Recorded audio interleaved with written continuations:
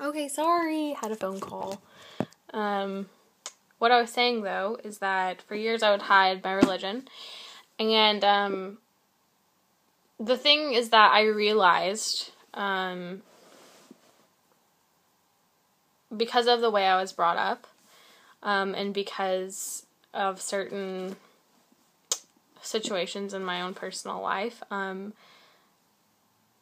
people found it very, unique, and I guess the word I'm looking for is, relaxed when they talk to me, because, for instance, my brother is gay, and, he grew up in a church, which a lot of people, especially in the South, that's rare to find, because a lot of homosexuals don't feel welcomed.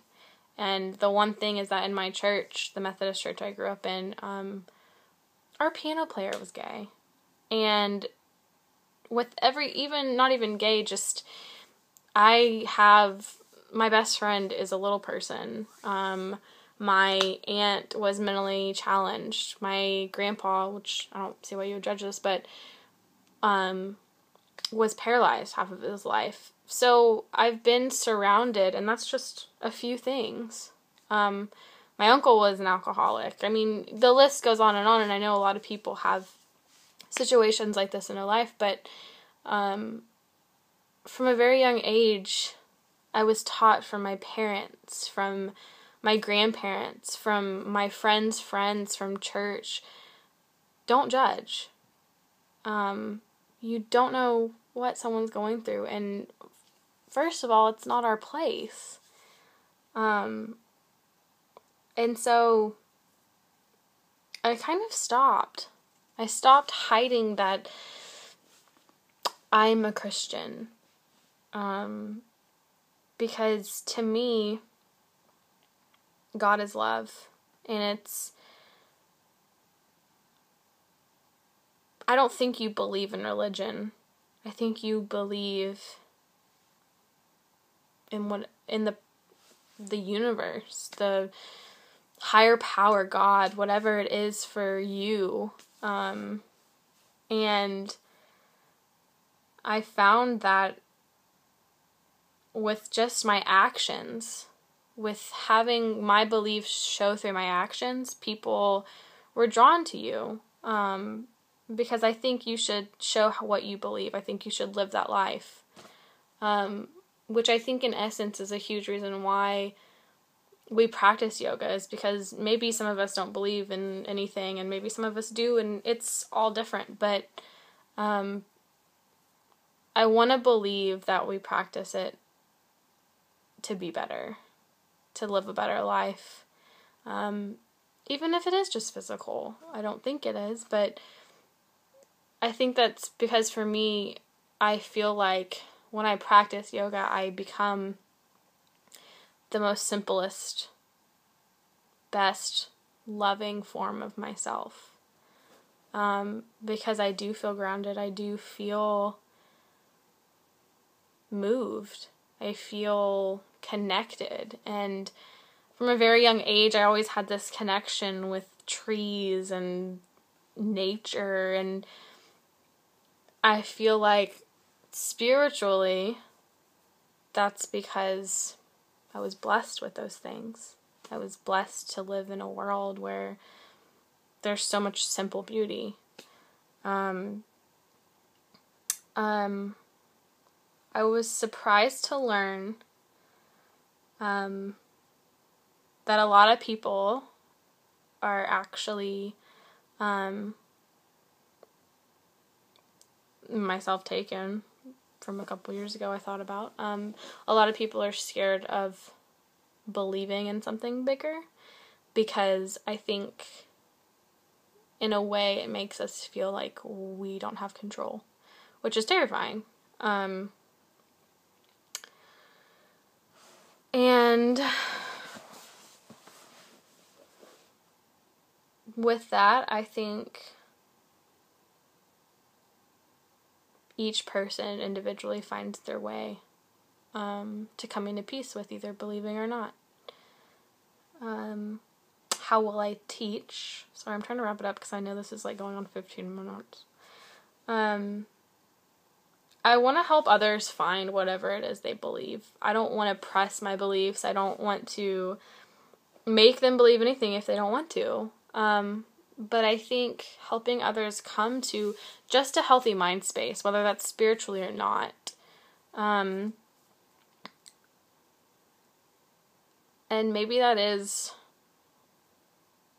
helping them meditate for 5 minutes a day, or helping them breathe a little bit more. That's why I want to help others. Helping community. So one thing actually that I found is that sharing your experiences, sharing your pitfalls and your triumphs and your challenges and your hurts and your pains, and your joys and the things that light up your world, to a certain degree, still keeping those things personal, but sharing the things that you feel like could help others. I think that's how helping community really works. 'Cause again, going back to what I said at the beginning, it makes you realize you're not alone. And I noticed that a lot with writing my blog, Adventures of a Wandering Heart, that people want to know that someone out there is rooting for them and is understanding how they're feeling.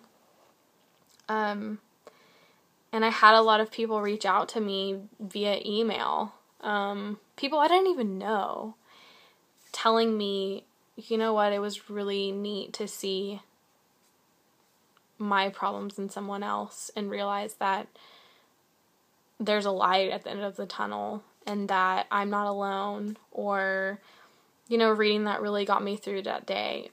And that's where like my cup was filled, is realizing that my words, my feelings help someone. And I think a lot of it is spirituality, is because the things that I write are things that I firmly believe are coincidental meanings, finding something old that has, so much value emotionally. There's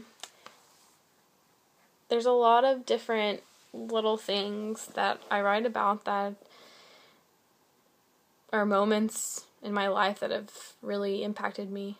And so I think for helping community, I hope to continue living a healthy spiritual life in myself so that I can be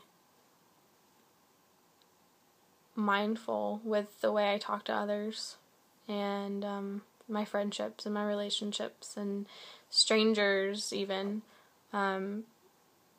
Just always helping them with whatever they need help with. So that probably seems a little all over the place maybe. But that's what I found. I found that reading this bad boy, just 2 minutes a day, 1 time a day, really helped me, because the mind is really important, and it's important to have a healthy one, because life's short. Better live it happily and healthy. But that's it. I hope that you've enjoyed listening to me, and listening to my little thoughts.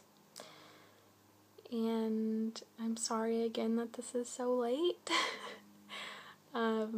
Please forgive me, and I hope everyone is having a great day, and I probably miss every single one of you who's watching this, even if it's just one person. Have a good day.